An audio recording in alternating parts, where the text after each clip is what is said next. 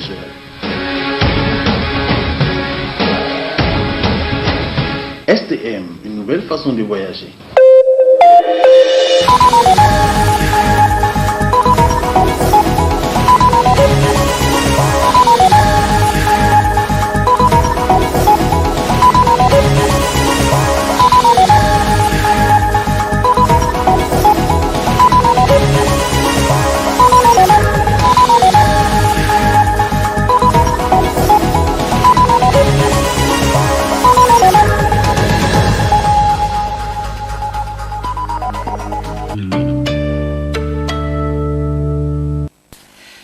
Messieurs, dames, bonsoir et ravi de vous retrouver à travers cette édition d'information du soir sur le miroir de la femme. La fin des opérations d'enrôlement biométrique de la zone numéro 2 a permis à certaines formations politiques de mobiliser leurs militants pour affronter les prochaines échéances électorales. Amadou Harouna, Ibrahim Kantama pour plus de précisions. Les opérations d'enrôlement biométrique sont terminées dans la zone numéro 10. Plusieurs partis politiques qui d'office aspirent à la conquête et à l'exercice du pouvoir politique ont mobilisé leurs militants à cet effet. La SDR Savoie n'a pas été du reste. Elle a assuré la mobilisation de ses militants afin de s'enrôler sur le fichier biométrique. Je pense bien que cela a été réalisé sur l'ensemble du territoire national et que pour le moment nous sommes en train d'attendre l'affichage des listes qui a commencé pratiquement dans quelques communes. Nos représentants pour le moment nous transmettent des informations assez fiables sur le travail qui est en train d'être effectué. L'enrôlement biométrique s'est bien déroulé malgré quelques difficultés. Quand on parle d'irrégularité concernant l'affichage des listes, vous savez, toute œuvre humaine ne peut être parfaite. Voilà, nous sommes de ceux qui pensent que le travail qui a été effectué, en tout cas, c'est un travail professionnel. Parce que tout celui qui part aux élections, qui ne croit pas à la fiabilité du fichier électoral, je pense qu'il est en train de faire fausse route. Au niveau de la SDR Savoie, nous croyons à la fiabilité de ce fichier électoral et nous attendons à ce que vraiment nos électeurs puissent disposer de ces cartes-là. Quand je parle d'irrégularité, je dis des manquements concernant des petites erreurs qui se sont glissées dans les noms, concernant des personnes qui ont à leur disposition leur quittance, d'accord, mais qui n'ont pas pu retrouver leur nom sur les listes. Et je pense que toutes les revendications, en tout cas d'après les informations que nous sommes en train d'enregistrer, de recevoir de partout, ils sont en train d'être prises en compte. Et on espère d'ici peu à ce que vraiment le fichier électoral définitif soit établi à temps afin de permettre aux Nigériens d'affronter ces échéances électorales-là avec certitude, assurance et puis conviction d'apporter le changement. La crédibilité des élections dépend forcément de la qualité d'un bon fichier biométrique.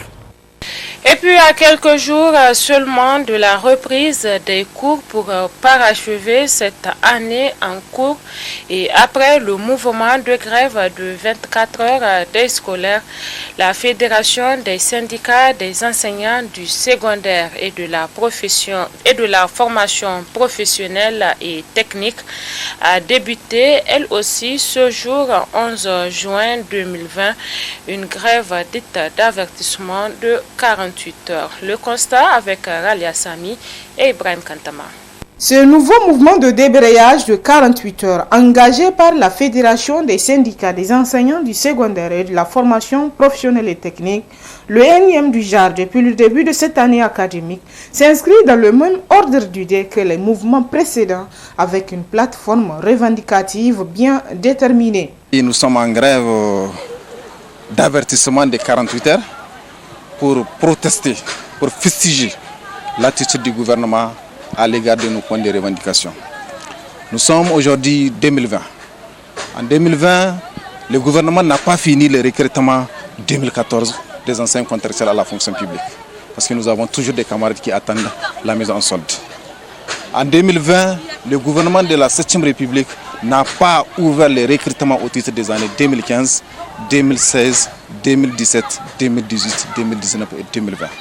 Nous sommes en 2020, nous avons des camarades titulaires qui attendent leur avancement au choix de 2016 qui est bloqué par le gouvernement de la 7e République.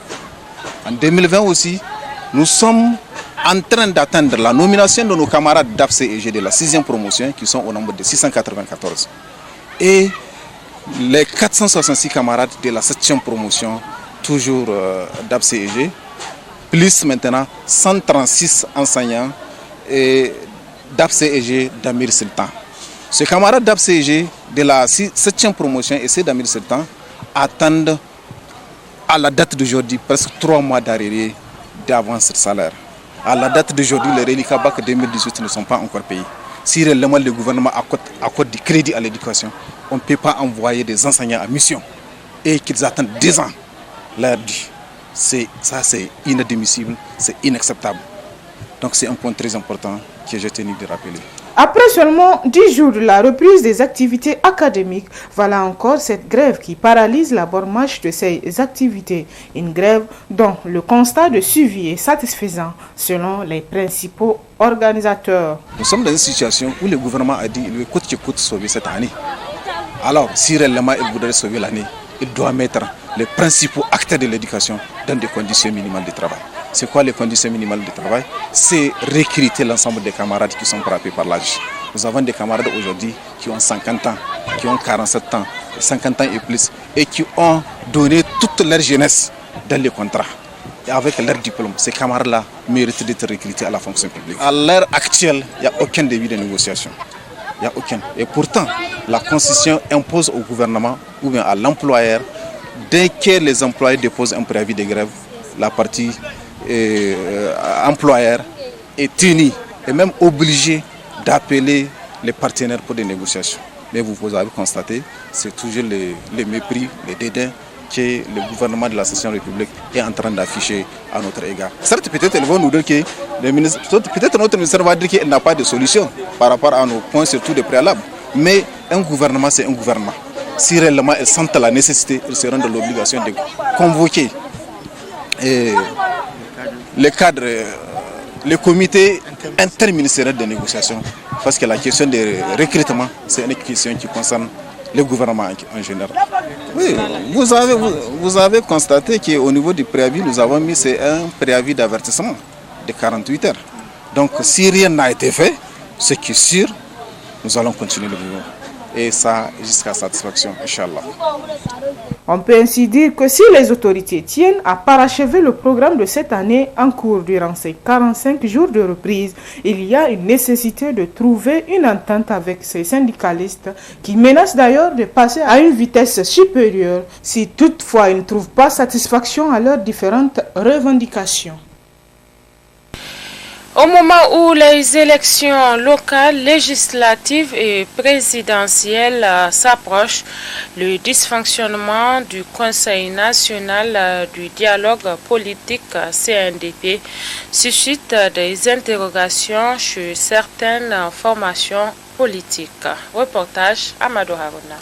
Le Conseil national du dialogue politique CNDP, cadre non constitutionnel mais fédérateur, souffre de dysfonctionnement alors que les dates des échéances électorales s'approchent.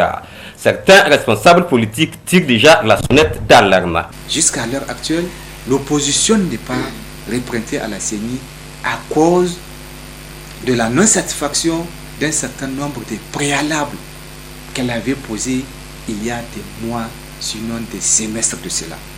Aucune réponse n'a été apportée à ces préalables, ce qui prouve qu'il y a un manque de volonté de la part de l'administration, de la part du CNDP à vouloir mettre en place toutes les conditions nécessaires pour que toute la classe politique participe à ces processus-là. C'est ça qui nous a poussé la dernière fois à plaider en faveur du dialogue politique. Mais aujourd'hui, si le dialogue politique est paralysé, mais c'est la faute de qui? La faute du demandeur ou la faute du récepteur? Le demandeur déjà a émis le vœu, l'opposition, les non-affiliés ont émis le vœu d'un dialogue politique inclusif, franc et transparent. Mais si aujourd'hui ces dialogues-là ne tiennent pas, ça veut dire que le récepteur que représente l'administration publique n'est pas du tout animé d'une bonne volonté pour garantir un dialogue politique conséquent, capable de permettre au Niger de bénéficier d'une certaine stabilité socio-politique durable. Alors, s'ils optent pour l'instabilité politique, ils l'auront parce que, dans tous les cas, le Niger a toujours vécu de manière chronique cette instabilité sociopolitique. Mais nous, partis politiques non affiliés, cela n'est pas de notre ressort. Nous avons toujours lutté pour que le Niger soit au moins bénéficiaire d'un petit laps de temps de stabilité politique. Le plus important est que nous puissions avoir des élections démocratiques libres, transparentes et apaisées.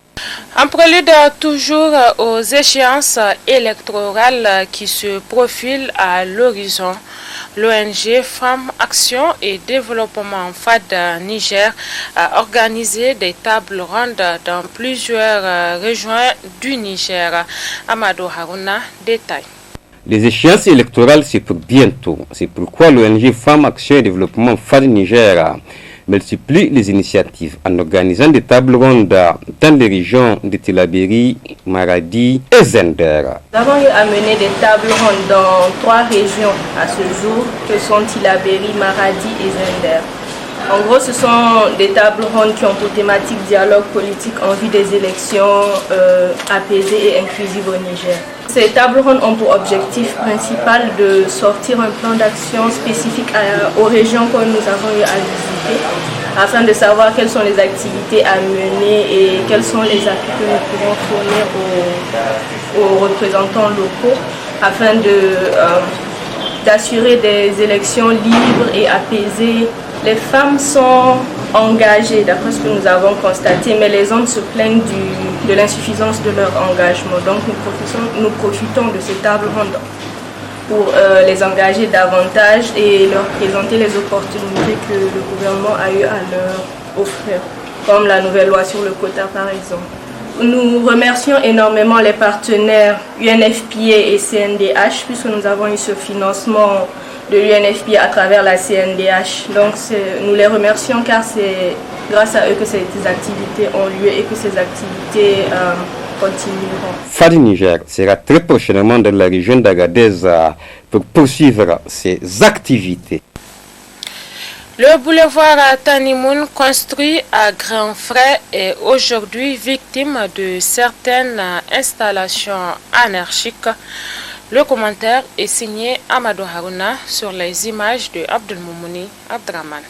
Le boulevard Tanimoun de la ville de Niamey constitue aujourd'hui l'un des meilleurs joyaux qui a très bien redoré l'image de la capitale. Un produit du programme Niamey Niala, cher au président de la République Issoufou Mahamadou, et qui contribue efficacement à garantir la fluidité de la circulation, mettant ainsi fin à plusieurs décennies de calvaire supportés par les usagers. Un investissement colossal à coût de milliards, même s'il manque de caniveaux pour faciliter l'évacuation des eaux de ruissellement, surtout pendant la saison des pluies, une situation qui favorise l'externation des eaux sur les goudrons et menace surtout sa survie. Certains espaces réservés aux piétons, cyclistes et autres engins à 2 roues ne sont pratiquement pas empruntés. Et s'ils sont empruntés, c'est en sens inverse. Souvent par des voitures qui quittent volontairement leur chemin en violation du code de la route. Ces mêmes espaces sont occupés par des petits commerces et des étalages sauvages. Et curieusement, ça ne dérange personne. Pire encore, à certains endroits, ces espaces sont transformés en parc de vente de véhicules d'occasion et n'interpellent personne. À quoi il sert de construire des routes finalement sans aucun suivi ou du moins un banal et facile entretien qui ne coûte rien? Qu'est-ce qui prouve que la route Gamkale-Saga Malam ou le tronçon Corniche-Yantala Gendarmerie, avenue Charles de Gaulle, une fois réceptionnés, abandonnés, ne seront pas l'objet des pires assauts à l'image du boulevard Tanimoun de la ville de Niamey?